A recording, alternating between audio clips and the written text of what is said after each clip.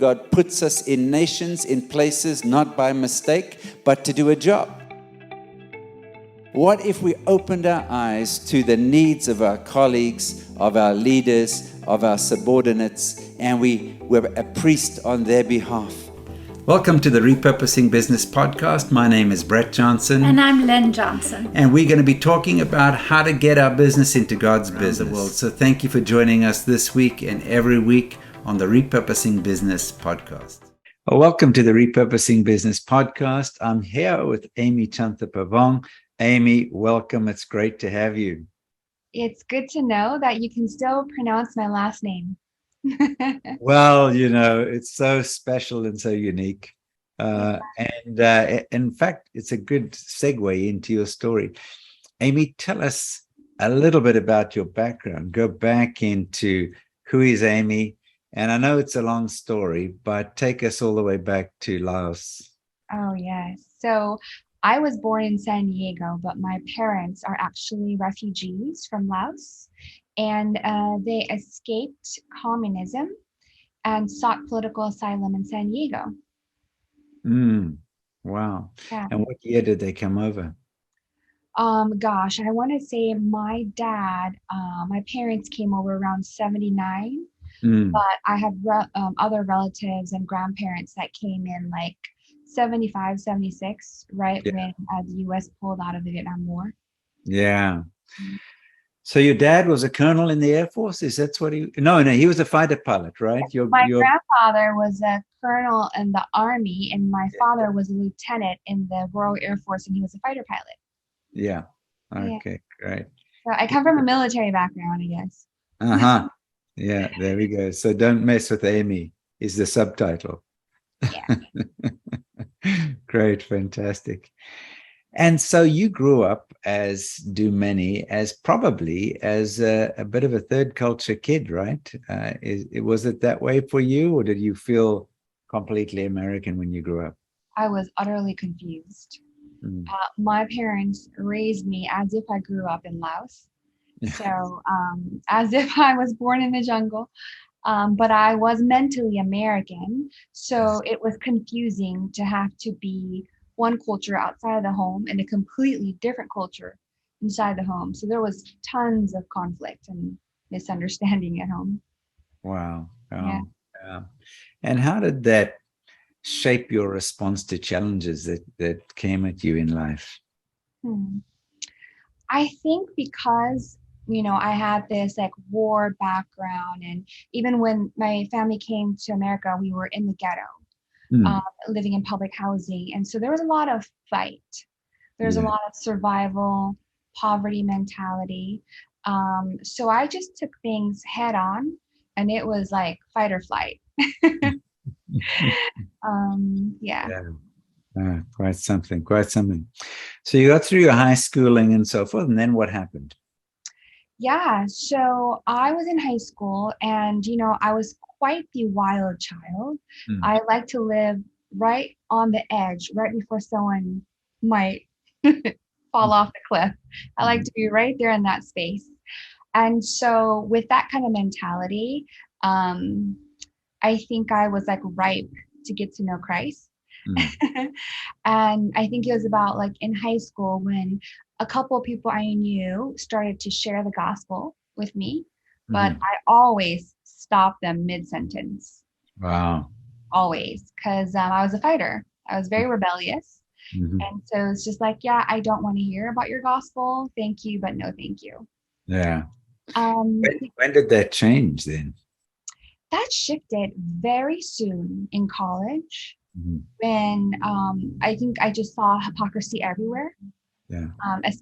Especially within religion. I was Buddhist all my life, and there was a disconnect between the teachings and what was actually practiced. So I was like, gosh, this doesn't make any sense. I'm not getting the right answers, and there's no book for me to verify information and evidence. And I, kind of had a legalistic mindset growing up. I ended up going to law school later. But I needed facts, I needed evidence, I needed consistency, I needed truth. Mm-hmm. I couldn't find that with the faith that I was practicing. So I was like, you know what? I'm in college. I'm going to explore every religion. And I happened to go to a Jesuit school, and we had to take world religion. Mm-hmm. So that's when I dabbled into everything. Mm-hmm. Mm-hmm. Wow. And where was the Jesuit school? Was it in Southern California? Was it in? No, it was in the most liberal city in the world, in San Francisco. Yeah, yeah, yeah. Yeah. And so ultimately, how did you conclude that a relationship with Jesus was the way to go? Ironically, I was looking for head answers and I had a feeling encounter. Oh yeah, Truth be told, I was desperate for love all my yeah, life.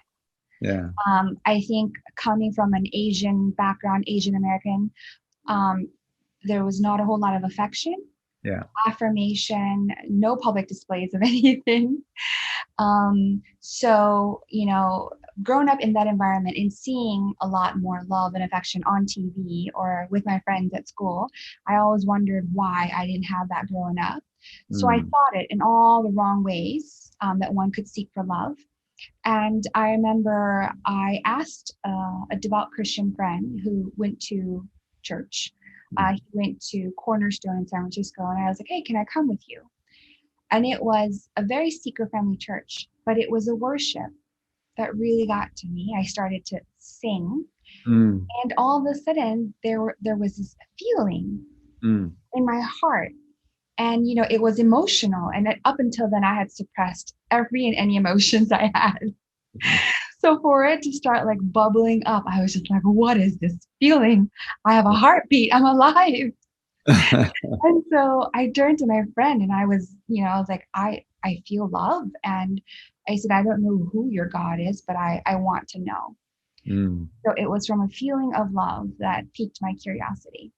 Wow. Fascinating story. Fascinating story. Yeah. And so then, what direction did your studies take? Because we're going to get to where you ended up here now. I mean, it's been quite a journey. Yeah. I think I've always loved fashion.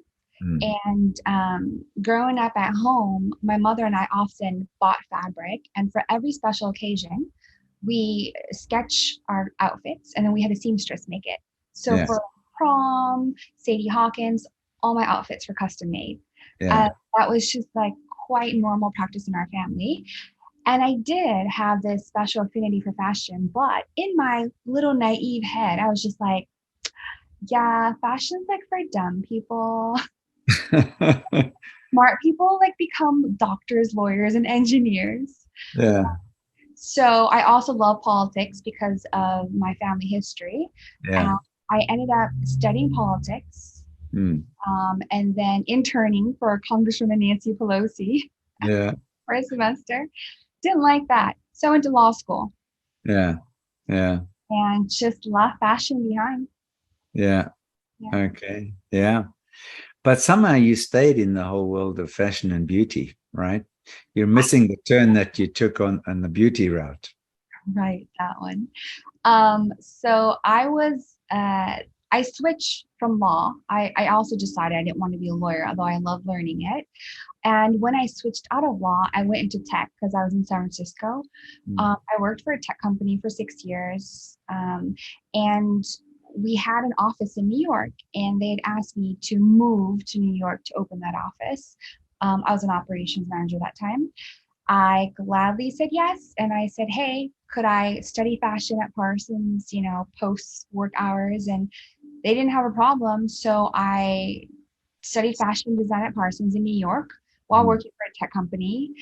And during that time, I was always involved with the Lao community. Yeah. I flew back to San Francisco to be a part of a Lao event, Mm-hmm. met the founder of a pageant called Miss Asian America. Yeah. And at the age of 27, which was just 3 years short of 30, the founder asked me to join this pageant and represent the Lao community. Yeah. I was really, really resistant and hesitant because I just didn't feel like I was the pageant type. I always thought myself to be more of a tomboy. Like I liked, playing video games and I wanted to fly planes like my dad. But after praying, consulting the Holy Spirit, felt so much peace and favor. I participated in my first pageant and I ended up winning first place. Wow, that must have been quite something. So did that lock you up for a year of doing tours and all this kind of stuff, like the normal thing? A year of traveling the US. I was invited to Laos to be the MC for a 3-day concert that was a fundraiser for the Prime Minister's wife. Yeah. And that was incredible. So just once in a lifetime opportunities. And that's kind of where I learned how to network. Okay. How to rub elbows with certain spheres of society. And it was just a very unique experience. Amazing. Amazing. Yeah. Great. So we met you in San Francisco at some point. I think you were still at Cornerstone Church at that point in time. And I think it was 2012 when I joined REAP. Yeah. And I remember we went through the training and then we went on a trip to Johannesburg, a memorable trip to Johannesburg about 10 years ago. Oh, yeah. I will never forget that trip. Yeah, it was quite something. And so there we went and we did the normal thing, consulting with a bunch of companies. It was also a special time for our family because as it happened, I don't know if you remember, my nephew was in a hospital close by. Yeah. And so we were able to be with him when he passed away. He had cancer and so on. Yeah. So I remember that trip well. Yeah. So Amy, and you ended up being the, I don't want to say the self-appointed media person for that trip, but you did lots of interviews with people and some great memories from that trip. Yeah. Now, part of what I remember in your story was back of your mind was this thinking, perhaps I should do an MBA. Tell us a bit about that. Actually, the origins was much darker. I always had an interest in entrepreneurship, but that just wasn't in my background. I didn't grow up around it. And I was like, I've noticed most entrepreneurs, some don't even finish high school, some don't go to college, and I don't think they really even need an MBA. Most people who get MBAs go on to work for large corporations. So I was kind of an anti-MBA person in my younger years. And it wasn't until, this is another chapter, I moved to Laos to be a business missionary. Yeah. After all the things I learned in REAP. I moved to Laos for 3 years. Yeah. And it was during that time that I became involved in an organization called Global Shapers. Yeah. And they were a subset of the World Economic Forum. They were your 30-year-olds, trying to do social impact around the world. So as a part of this group, I went to the World Economic Forum in Jakarta. And it was there that they announced that WEF was giving away 2 full ride scholarships to Oxford to get an MBA. Yeah. I was like, Ivy League? Free education? Yes.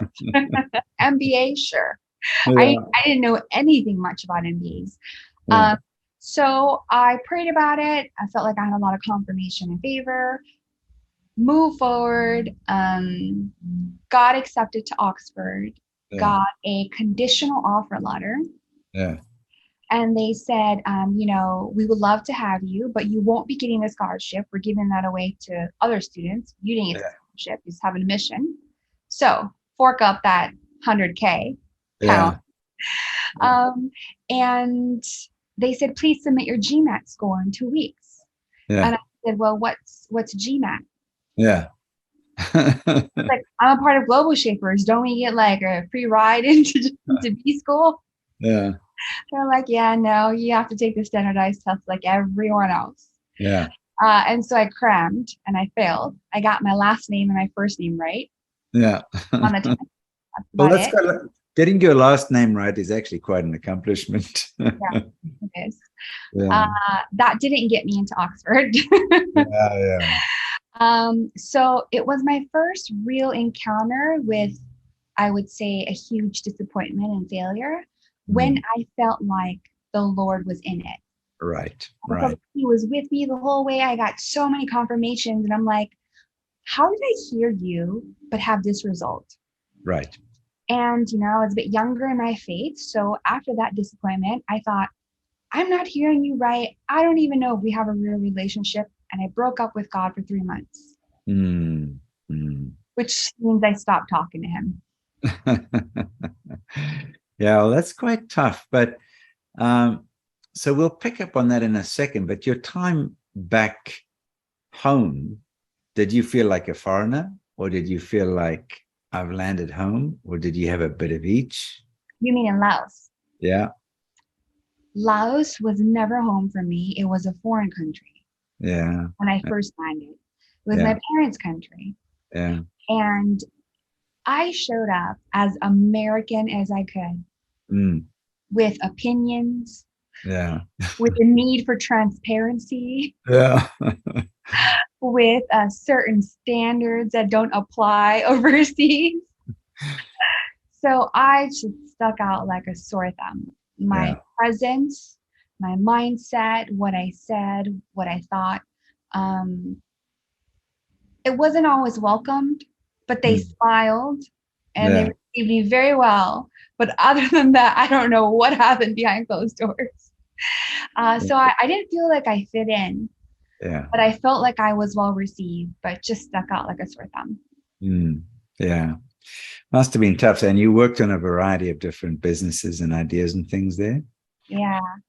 I got a few words actually from a couple of repeats who said that the Lord would lift me up in different spheres of society, from entertainment to government, education, and that all came to pass.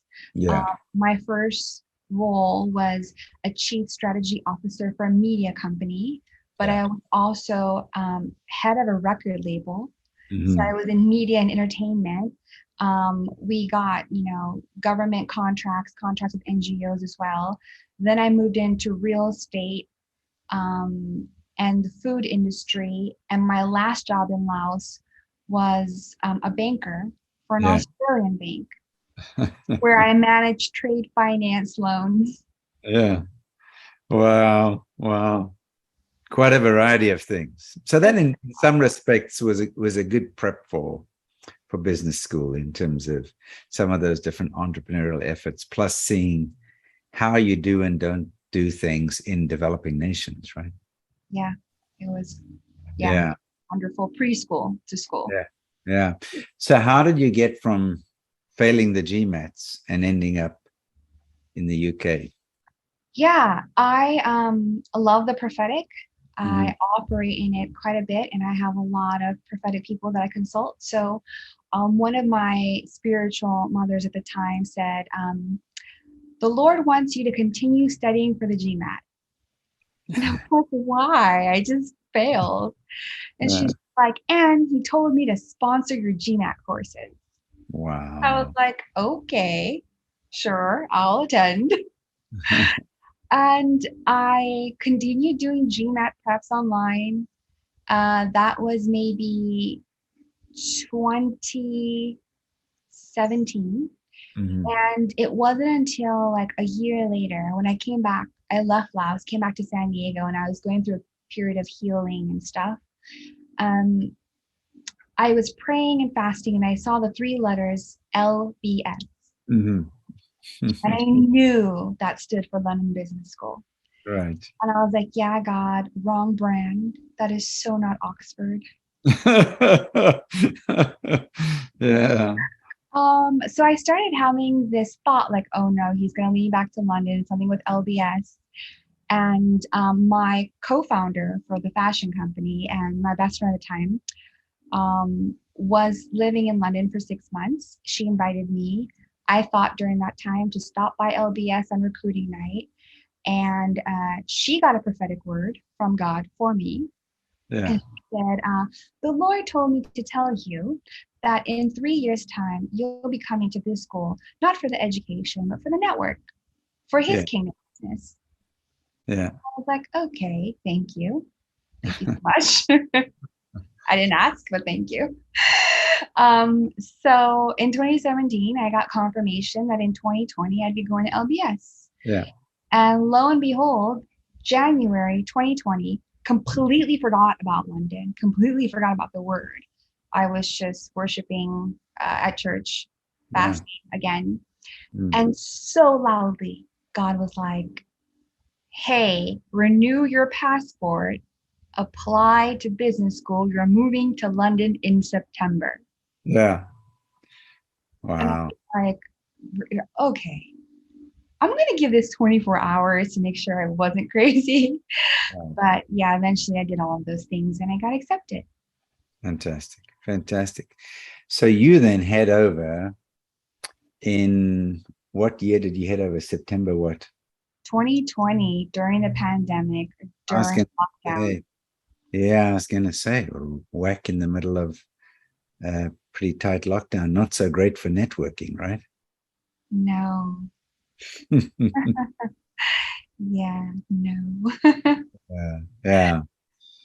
And so now you're done. You've finished. But part of what you focused on, from what I understand, Amy, is a focus on luxury goods and fashion. Tell us a little bit about that, and how did that transpire? Yeah. Now that I'm thinking about it, this is just coming from within. There seems to be a theme of hope, death, resurrection, and redemption. Mm. So the dream always gets to die, Yeah. right? Yeah. Which is never pleasant. Yeah. So we went to fashion school many, many years ago. Right. Similar to the B school dream, I helped a couple of friends start fashion lines. They all never made it out of the ring. Yeah. And so I felt like I encountered lots of miscarriages and disappointments within fashion myself. Yeah. Even right after fashion school, my dream was to stay in New York, become this, designer in Manhattan. That never happened. The Lord moved me place to place. Um, and so right before business school, the Lord spoke to my best friend and co-founder, gave her visions of fashion and blogs and a website while she was at U Worship at Mm. Bethel. Mm-hmm. And I remember she called me on the phone, so excited. She was just like, Amy, the Lord gave me this vision for fashion, blah, blah, blah, blah. And he showed me my co-founder, and it was you. And I remember looking at her and saying, thank you, but no thank you. We've been down that road, and my Yeah. dreams have been crushed, and I do not feel like going through another miscarriage. Yeah.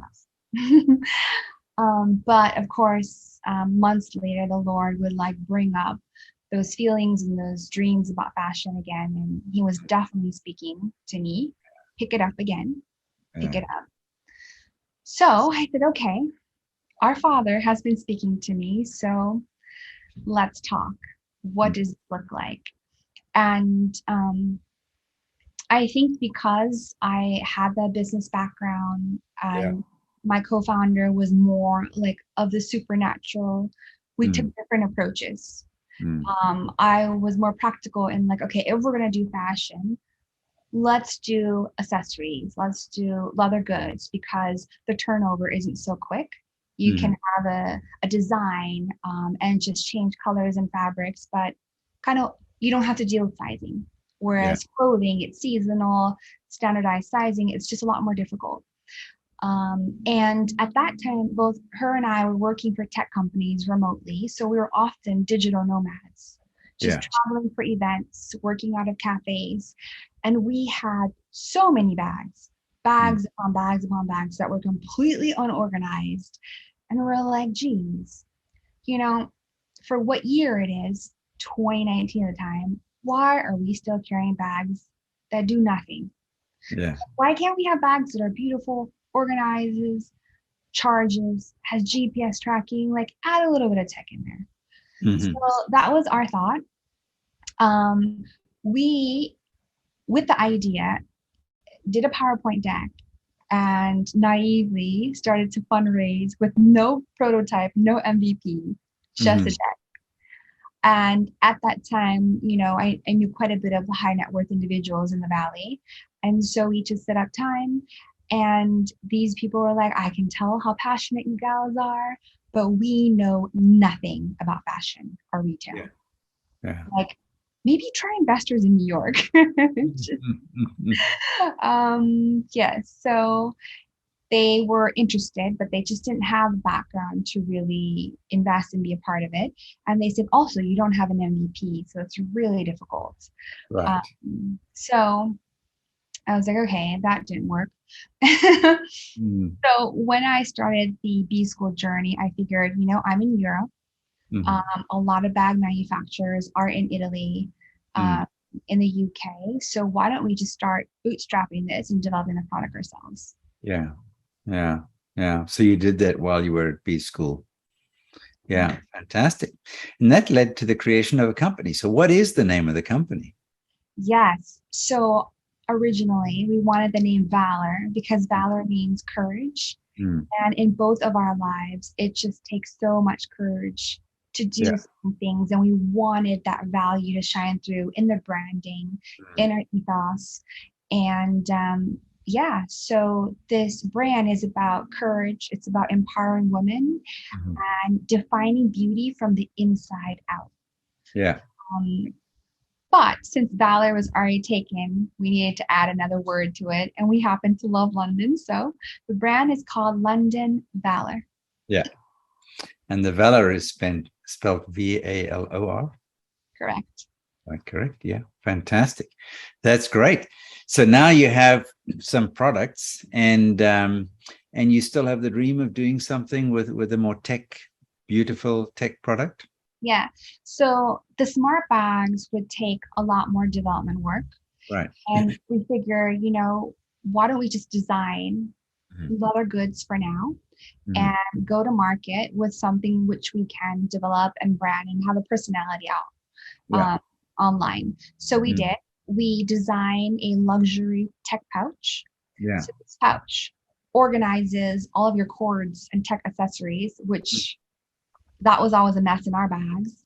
Yeah. And it was so beautifully designed. We're like, you know what? This can be a clutch as well. And so you take out all the tech stuff. You can actually put lipstick, your phone, your passport, whatever you need in the evening. And then we're like, oh, this could be a belt bag as well. So it's quite versatile, and it is still appealing to the target demographic who is looking for fashion, design, and efficiency. Yeah. So your target audience, tell us a little bit about that. Yeah, we have, I would say, 3 main personas. One is your aspiring tech executive. So woman who just is always with their devices, whether she's working from home, working from cafe, traveling, but she always has her laptop, her phone, her iPad, and all of the plugs and the cords that go with it. Another profile we have is kind of our influencer entrepreneur, kind of your boss babe. And then the third persona is kind of digital nomads, women who literally just work from abroad. So you're kind of designing for yourselves. Yeah. There's a few of us in the world. There's a few of you. That's fantastic. That's great. Yeah. Amy, I love the fact that you recognize the cycle of, God gives a dream and that dream gets tested and generally killed. Unless a grain of wheat goes into the ground, it doesn't produce a harvest. But it's very, very hard, the process of picking it up again. Most don't. Yeah, most don't. Yeah. A lot of courage. And I think even what I found with COVID is that the whole COVID lockdown and the fear and caution and so forth has resulted in people losing a sense of adventure somewhat, and also being less willing to pick up things that they might have dreamed about a lot better before. Have you seen any observations around that? Yeah, that is true. And I think COVID was the first time I think our world was turned upside down, and everyone realizing that there's no certainty. I think before that, we were still under this misconception that we could control things. Yeah. And even post-COVID, we thought that the world and the economy would bounce back and recover.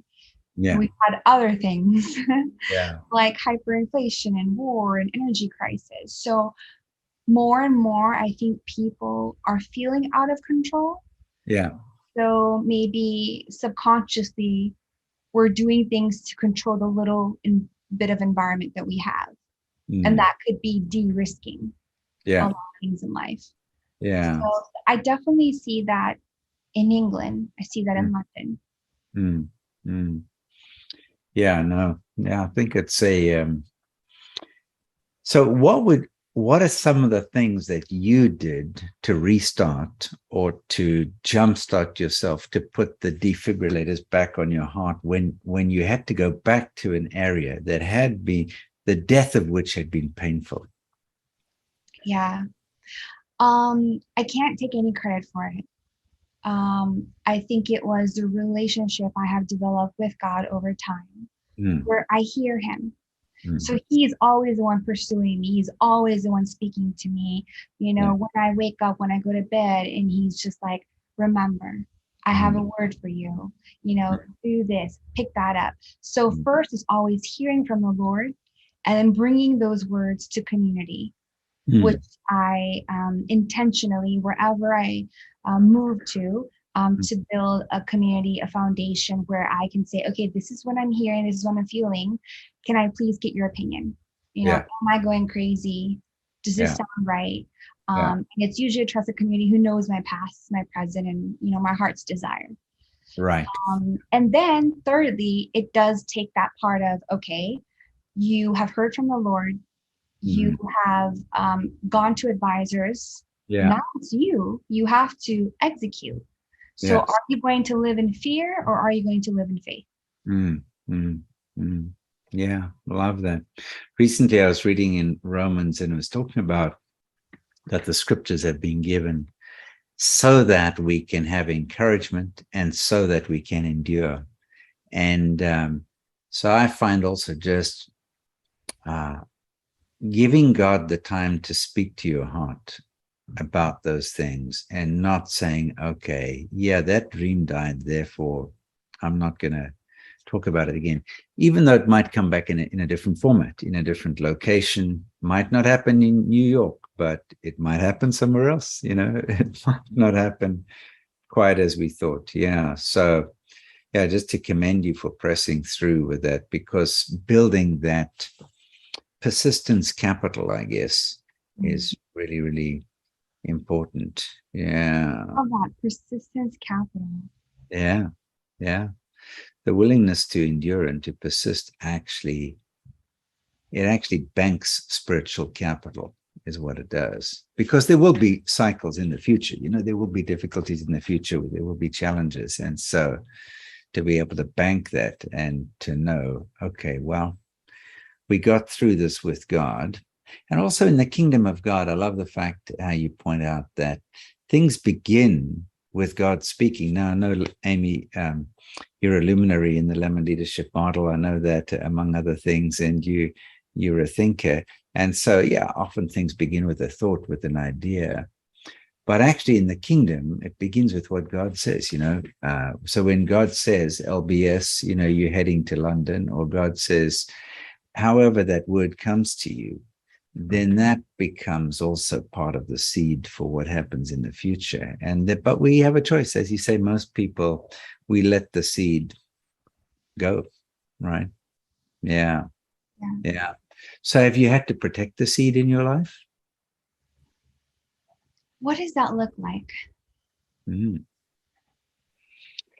Well, yeah. So do you keep track of the things? How do you keep track of the things that God has said to you? Yes. Oftentimes when I receive a word, I'll record it either audibly or I have a Google Drive, 15 pages of words. And I must admit, some words that haven't come to pass have been quite painful. Yeah. But there are times as well when the Lord says, I want you to revisit that word. I Yeah. want you to pray into it. I want you to have faith for it again. Yeah. So I definitely recorded to go back to it. Mm. Some are just harder to pick up. But I think I am now learning a bit, which I didn't do before, which is I was more like Joseph before. When you get a dream, get a word, you want to share it with everyone. Yeah. But now I think the Lord is training me to say, oh, no, this one you keep to yourself for now. Yeah. And Yeah. one, even if you share it, there's not going to be any fruit with sharing it. I might be a little bit the opposite on some of those things, because some things God has spoken to me about, some actually in passing through Heathrow Airport back in 2004, for example. And I don't share them because they do sound a bit crazy, some of them. But actually, just this week, God was challenging me to go back to some of the things from 1996, some of the dreams. But it is tricky when they haven't come to pass. And this is the dilemma of being in a relationship with God, is that his thinking is bigger than ours. His dreams are bigger than ours. And he speaks things that we don't always know the timing or the details of, or we make assumptions about the details, even though it's not what he said. And so there is an inbuilt risk of disappointment with God. There, yeah, there's a built-in risk, and it's part of being on this. That's why they call it a life of faith, because there is an inherent risk that God is saying this and you're experiencing this, and the enemy can exploit the gap, or a lack of maturity can result in us getting offended by God because of that gap. Yeah. I love that you highlighted that, because more recently, having, become an entrepreneur, I had this thought one day, and it was, Amy, you need to be really well versed in recovering from disappointment, because it's going to happen all day long, every day. So why don't you pick up some tools to figure this out? And I was Googling and searching for a lot of resources on how to deal with disappointment. I can't say that I found very good resources. Yeah. No, it's very, very important. And the other thing that I think is sort of tied to this is this question of offense. The devil wants us to get offended at God. I mean, that's, because then we turn to him instead. I mean, it sounds terrible, sounds very black and white. Or we turn to other comforters instead of the Holy Spirit being the comforter.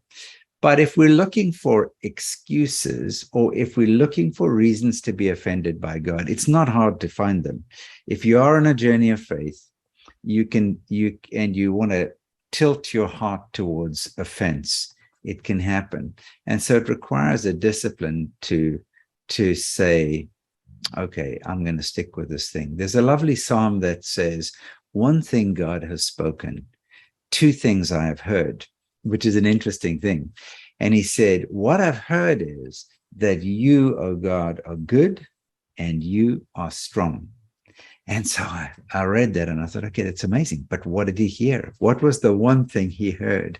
And at the beginning of this psalm, it says, I will not be shaken. And so he's pre-concluded, I'm not going to get shaken. Therefore, God must be good and he must be strong.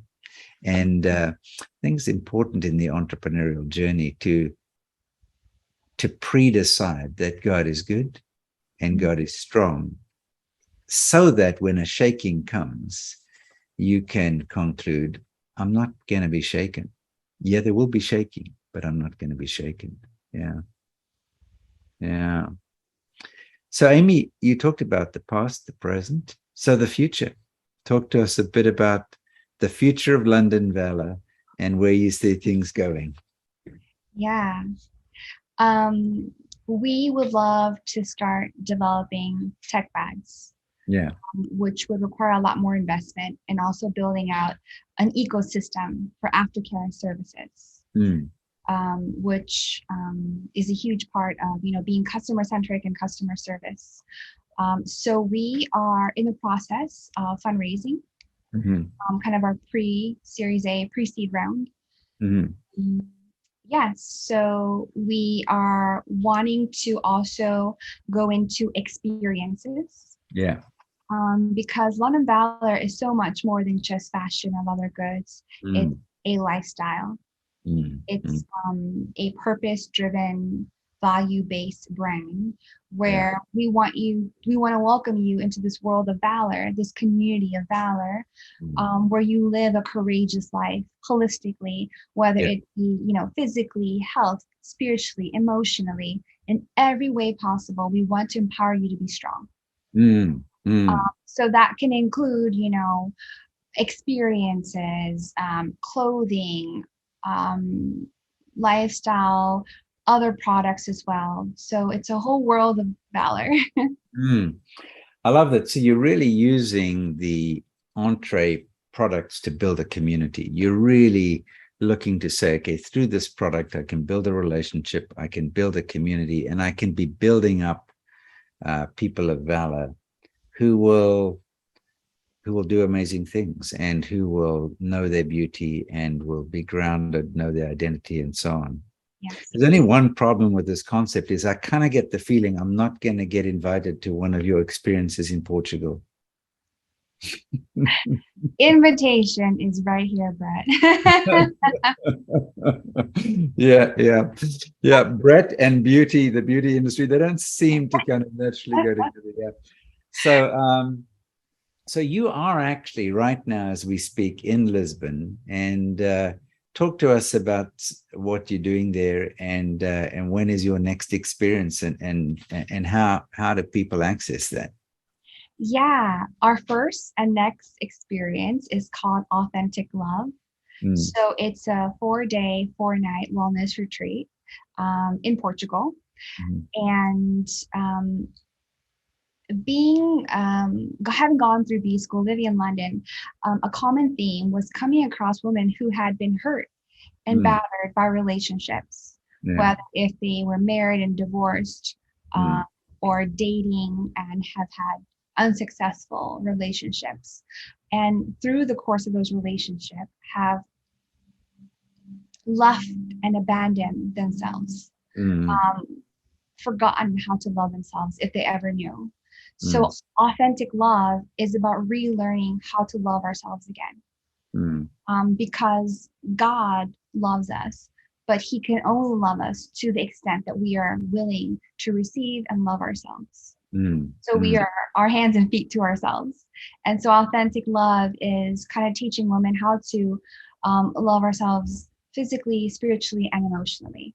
mm, And we have everything from like, meditation, yoga, workshops on self-love, identity, confidence.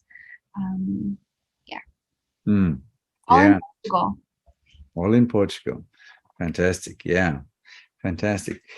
And your website, Amy?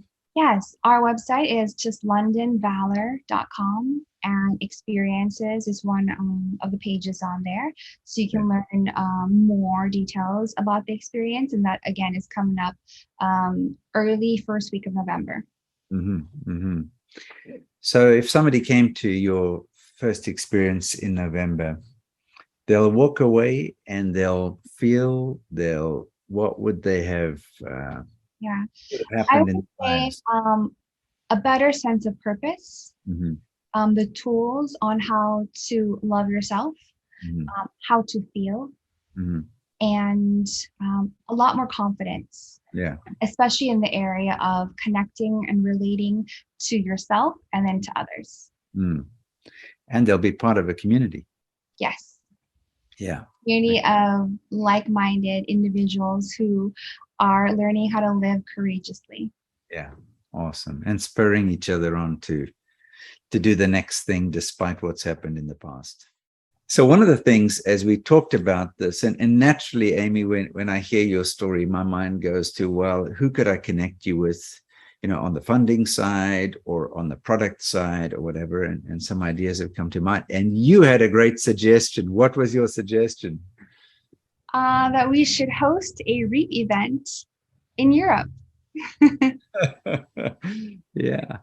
And so, yeah, Amy suggested a networking event, and we could do it virtually. We could do it in Europe. I told Amy we'll be heading through Europe soon. And so next year we will be having a 20-year celebration, and we're still deciding on venues. but certainly a networking event as well. So if you're part of the REAP community and you hear this and you're interested in a networking event, reach out to us, because Amy's going to be our host on this thing, which she's really, really good at, and we'll do it online, and we'll figure out the physical locations as well. So Amy, wonderful idea. Keep the good ideas coming. Thank you. I cannot wait to meet everyone and to reconnect with the REAP family again on this side of the pond. Well, Amy, thank you so much for taking the time to share your story. It's been quite a journey and quite something, but I love it. It reminds me a lot of 2 Corinthians chapter 1, verse 4, which says in an old translation that we're to comfort others with the comfort wherewith we've been comforted. And it's a lot of comfort right there, but it's the notion that, we go through something and God takes the difficulty to give us a discovery so that it can go one way or the other. Either way, we can go to disappointment, or we could end up with a diamond that becomes part of the London Valor collection. So you seem to have done that well, Amy. So thank you for sharing your story. Yeah. Thank you so much for creating this space to share my story. And I hope that when people hear the story, that they will be encouraged and blessed and have the courage to pick that up again, whatever that is. Amen. I agree. Amy, blessings to you. And we look forward to hearing how things progress. And in the future, we'll have to have you back some years down the road and see what's going on. And I'm excited to see how the products develop, how the community grows, and how and what these valiant people do as they be part of your community. I love that. Thank you, Brett. Would love to come back.